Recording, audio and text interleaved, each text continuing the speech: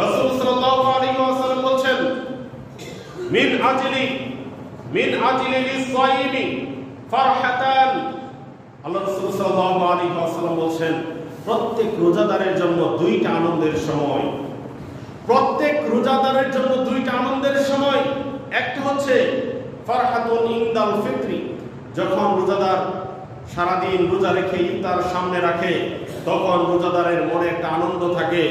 আর ফারহাতুন ইনদা লিকাই রাব্বিহি, আরেকটা আনন্দের সময় হচ্ছে যেই দিন আল্লাহ রাব্বুল আলামিন রোজাদারকে নিজেই প্রতিদান দিবেন, অর্থাৎ জান্নাত দিবেন। সকলে বলি সুবহানাল্লাহ।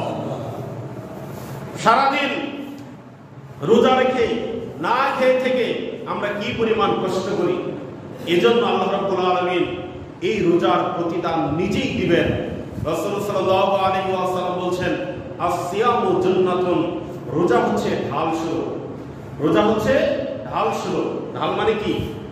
আগে মানুষ যখন যুদ্ধ করত তখন তারা তরবারি এবং ঢাল দ্বারা যুদ্ধ করত।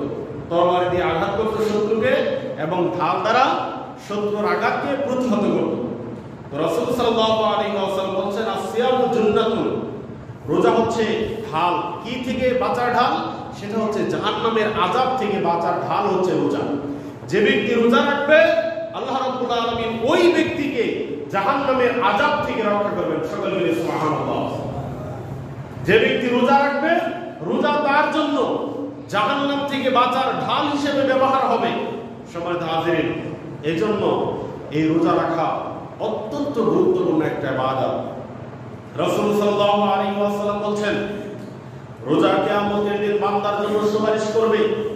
যারা দুনিয়াতে রোজা রাখবে তাদের জন্য কিয়ামতের দিন এই রোজা আল্লাহর দরবারে সুপারিশ করবে। আল্লাহকে ডাকতে বলবে, ইয়া রব, হে আমার রব, আপনি এই রোজাদারকে জান্নাতে প্রবেশ করান।